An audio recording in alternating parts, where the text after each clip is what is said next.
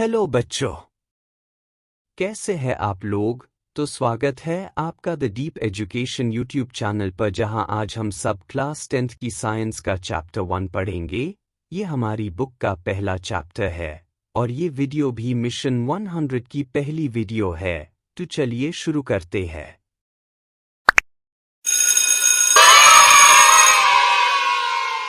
तो चैप्टर की शुरुआत में हमारा पहला टॉपिक आता है व्हाट इज केमिकल रिएक्शन। समझ लेते हैं आखिर एक केमिकल रिएक्शन होती क्या है। छोटी क्लासेस में हम सभी ने केमिकल चेंजेस और फिजिकल चेंजेज के बारे में तो पढ़ा ही है। फिजिकल चेंजेज वो चेंज होते हैं जिसमें कोई नया प्रोडक्ट हमें नहीं मिलता, जो चीजें विजिबल होती हैं, जिसे फिजिकल प्रॉपर्टीज कहते हैं। जब उनमें कोई चेंज होता है तो उसे फिजिकल चेंजेज कहते, जबकि किसी ऑब्जेक्ट के केमिकल प्रॉपर्टीज पे अगर अफेक्ट हो, जैसे टॉक्सिटी, इन्फ्लेमेबिलिटी, अगर इन सब पर कोई चेंज हो तो उसे केमिकल चेंज कहते हैं। साथ ही एक केमिकल चेंज में हमें एक नया प्रोडक्ट भी देखने को मिलता है। यही केमिकल चेंज जब भी होता है तो हम कहते हैं कि ये केमिकल रिएक्शन हुई है। अब फिजिकल प्रॉपर्टीज जो होती है किसी भी ऑब्जेक्ट की, उसे तो हम आंखों से देख सकते हैं, मगर केमिकल प्रॉपर्टीज का क्या? उन्हें तो हम ऐसे नहीं देख सकते। तो आखिर पता कैसे लगाया जाए कि केमिकल चेंज या केमिकल रिएक्शन हुआ है? चलिए कुछ एक्सपेरिमेंट से समझते हैं। अब आपको एक मैग्नीशियम की रिबन लेनी है।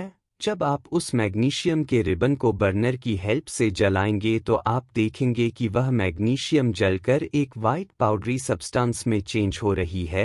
यहाँ आप देख सकते हैं कि आपको एक नया प्रोडक्ट मिला, तो ये एक केमिकल रिएक्शन है। चलिए एक और एक्सपेरिमेंट करते। इस बार हमें एक बीकर लेना है जिसके अंदर डाइल्यूट सल्फ्यूरिक एसिड लेंगे और साथ में उसके अंदर जिंक ग्रेन्यूल्स डालेंगे। इस रिएक्शन में आप देखेंगे कि जिंक ग्रेन्यूल्स धीरे धीरे रंग बदल रहे हैं और साथ ही एक नई गैस भी इवॉल्व हो रहा है। इसके साथ ही साथ टेम्परेचर भी बहुत बढ़ रहा है। अब ऊपर की दोनों रिएक्शन को देखकर हम कुछ ऑब्जर्वेशंस बना सकते हैं जिसकी मदद से हम केमिकल रिएक्शन को पहचान पाएंगे। पहली ऑब्जर्वेशन, चेंज इन स्टेट। दूसरी ऑब्जर्वेशन, चेंज इन टेम्परेचर, जो कि हमने जिंक ग्रेन्यूल्स वाले एक्सपेरिमेंट में देखा है। तीसरा ऑब्जर्वेशन, चेंज इन कलर। ये भी हमने जिंक ग्रेन्यूल्स वाले एक्सपेरिमेंट में देखा था। जिंक ग्रेन्यूल्स का कलर ब्लैक हो गया था। चौथी और last observation, evolution of gas. ये भी हमने जिन ग्रेन्यूल्स के एग्जाम्पल में देखा था जिसमें से हाइड्रोजन गैस निकली थी। तो अब तक मैं आप लोगों को बता चुका हूं केमिकल रिएक्शन क्या होती है और इसे पहचानते कैसे है। चलिए अब इस पर बात करते हैं कि केमिकल इक्वेशन क्या होती है। केमिकल इक्वेशन घंटा कुछ नहीं होती, सिर्फ केमिकल रिएक्शन को लिखने का तरीका होता है। चलिए थोड़ा सा डिटेल में जानने की कोशिश करते हैं। चलिए मैग्नीशियम रिबन वाला एग्जाम्पल लेते हैं। अगर हमें किसी को ये एक्सपेरिमेंट बताना हो तो कैसे बताएंगे? अगर आपको थोड़ी भी अंग्रेजी आती है तो आप कहेंगे, When a magnesium ribbon is burnt in oxygen it gets converted to magnesium oxide। Chemistry में बहुत बड़ी बड़ी केमिकल रिएक्शन होती है। यदि इस तरीके से बड़ी बड़ी केमिकल रिएक्शन को दूसरों को बताने लगे तो इसमें सदियां निकल जाएंगी। इसीलिए साइंटिस्ट ने छोटा तरीका ढूंढना शुरू किया। उसने सोचा कि क्यों ना हम एलिमेंट्स या कंपाउंड्स के नाम को इक्वेशन की फॉर्म में लिख करके केमिकल रिएक्शन को रिप्रेजेंट करें। ये एक छोटा तरीका है लेकिन सबसे छोटा नहीं। तो साइंटिस्ट ने एलिमेंट्स और कंपाउंड्स के केमिकल फॉर्मूले और सिंबल्स का इस्तेमाल किया इक्वेशंस की फॉर्म में, और इस तरीके से केमिकल रिएक्शन को जब हम रिप्रेजेंट करते हैं तो उसे हम केमिकल इक्वेशन कहते हैं। उम्मीद है अब आप समझ गए होंगे कि केमिकल इक्वेशन क्या होती है। ये सबसे छोटा तरीका होता है केमिकल रिएक्शन को रिप्रेजेंट करने का, जिसमें हम केमिकल फॉर्मूले और सिंबल्स का इस्तेमाल करते हैं। केमिकल इक्वेशंस को लिखने के लिए कुछ रूल्स भी होते हैं, चलिए उन रूल्स को जान लेते हैं। रूल नंबर 1, केमिकल रिएक्शन में जो रिएक्टेंट्स होते हैं, जो आपस में रिएक्ट कर रहे होते हैं, उन्हें हम हमेशा बाईं ओर लिखते हैं। अब गवारों को बाई का मतलब ही नहीं पता होगा, बाई का मतलब होता है लेफ्ट। तो रिएक्टेंट्स को हम लेफ्ट साइड लिखते हैं, और जो प्रोडक्ट्स होते हैं जो रिएक्शन के बाद हमें मिलते हैं, वो हमेशा दाई ओर राइट साइड लिखे जाते हैं। रूल नंबर 2, रिएक्टेंट और प्रोडक्ट यदि 2 या 2 से ज्यादा है तो उनके बीच में प्लस का साइन होगा। अब ये मत पूछना कि माइनस का साइन कब आता है। जिसके भी दिमाग में ये सवाल आ रहा है वो गधा है। रूल नंबर 3, रिएक्टेंट्स और प्रोडक्ट्स के बीच में एक एरो को साइन भी आता है, जो कि प्रोडक्ट की तरफ पॉइंट करता है, जो रिएक्शन की डायरेक्शन बताने के लिए होता है। तो ये थे सभी रूल्स जिनकी मदद से हम केमिकल इक्वेशंस को लिखते हैं। अब यदि नवी क्लास तुम लोगों ने ध्यान से पढ़ी है साइंटिस्टों, तो तुम्हें law of conservation of mass तो याद ही होगा। हाँ, वही मास can neither be created nor be destroyed, वही वाला। इसमें हमने जाना था कि किसी भी प्रक्रिया के दौरान मास ना तो हम बना सकते हैं, ना ही तबाह कर सकते। अब जरा मैग्नीशियम रिबन वाला एक्सपेरिमेंट दोबारा से देखो, उसकी केमिकल इक्वेशन क्या बनी थी। अगर तुम इस इक्वेशन को ध्यान से देखो तो तुम देख सकते हो कि रिएक्टेंट साइड में 2 ऑक्सीजन के एटम्स हैं, जबकि प्रोडक्ट साइड में सिर्फ एक ही ऑक्सीजन का एटम है। तो ये एक ऑक्सीजन का एटम क्या चांद पर चला गया? नहीं, यही है, बस ये इक्वेशन थोड़ी गलत लिखी है, इसे हमें सही करना होगा। केमिकल इक्वेशन जिसके अंदर number of atoms both reactant और प्रोडक्ट्स साइड सेम नहीं है, यानी कि दोनों तरफ का मास डिफरेंट है। ऐसे ही केमिकल इक्वेशन को हम कहते हैं स्केलेटल केमिकल इक्वेशन या फिर अनबैलेंस्ड केमिकल इक्वेशन। अब गवारो यहाँ स्केलेटल को स्केलेटन मत पढ़ लेना, बायोलॉजी से इतना प्यार अच्छा नहीं। तो अब आखिर इस अनबैलेंस्ड इक्वेशन को बैलेंस कैसे करें, चलिए जानते हैं। चलो तो फिर मैग्नीशियम वाले एग्जाम्पल की ही इक्वेशन को बैलेंस करते हैं। आपकी एनसीईआरटी बुक में हिट एंड ट्रायल मेथड से बैलेंसिंग की हुई है, तो मैं भी उसी मेथड से बैलेंसिंग करवाऊंगा, लेकिन मुझे एक मेथड और आता है। यदि आप कमेंट करें तो मैं उसे अगले वीडियो में बता दूंगा। बैलेंसिंग में पहला काम यह करो कि केमिकल इक्वेशन के जितने भी इंडिविजुअल एटॉम्स और कंपाउंड्स हैं, उन्हें डब्बे में बंद कर दो। अब देखो स्टेप 1, रिएक्टेंट साइड 2 ऑक्सीजन के एटम्स है, जबकि दूसरी तरफ एक ही ऑक्सीजन का एटम है। तो दूसरी तरफ जितना कम है मैं उससे मल्टीप्लाई कर दूंगा, लेकिन ध्यान रहे कुछ गधे बॉक्स के अंदर छेड़छाड़ करेंगे। बॉक्स इसीलिए डलवाया है ताकि आप एटॉम्स या कंपाउंड्स के फॉर्मूला के साथ कोई छेड़छाड़ न करो। मल्टीप्लाई बॉक्स के बाहर करना है तो हमें 2 से मल्टीप्लाई करना है, तो हम 2 को बॉक्स के बाहर लिख देंगे। बॉक्स से मल्टीप्लाई करने की वजह से मैग्नीशियम की संख्या भी 2 हो चुकी है, तो हमें रिएक्टेंट साइड वाले मैग्नीशियम जो कि एक ही है उसे भी बैलेंस करना होगा। तो इसमें कोई रॉकेट साइंस नहीं है, सिंपल रिएक्टेंट वाले मैग्नीशियम को 2 से मल्टीप्लाई कर दो। अब इस इक्वेशन को देखो, इस तरफ भी 2 मैग्नीशियम है और उस तरफ भी 2 है। इस तरफ भी 2 ऑक्सीजन है और उस तरफ भी 2।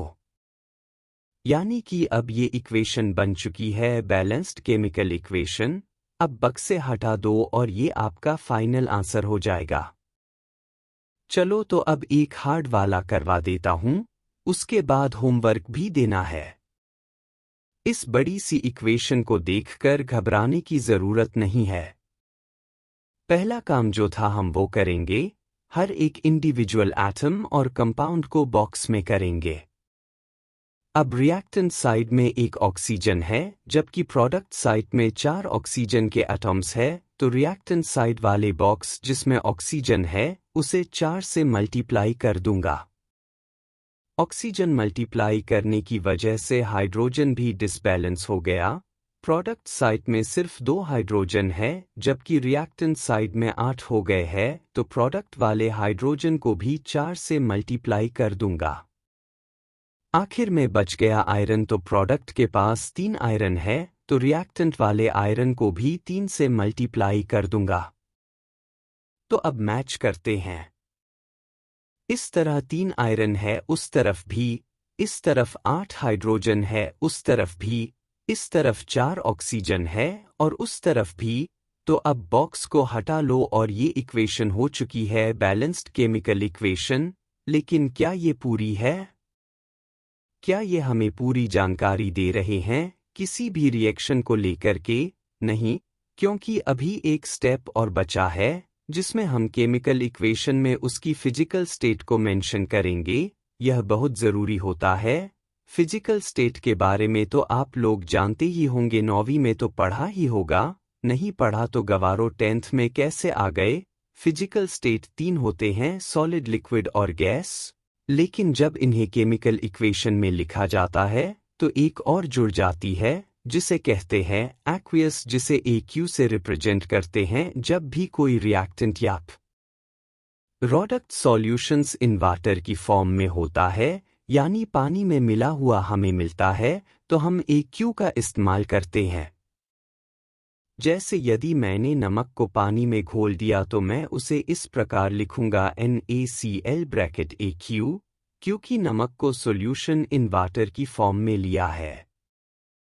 चलो तो फिर दोनों इक्वेशन जो हमने बैलेंस की थी उनमें फिजिकल स्टेट मेंशन करते हैं।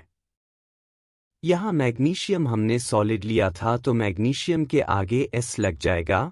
ऑक्सीजन गैस की फॉर्म में था तो ऑक्सीजन के आगे G लग जाएगा। और MgO सॉलिड की फॉर्म में मिला तो उसके आगे भी S लग जाएगा।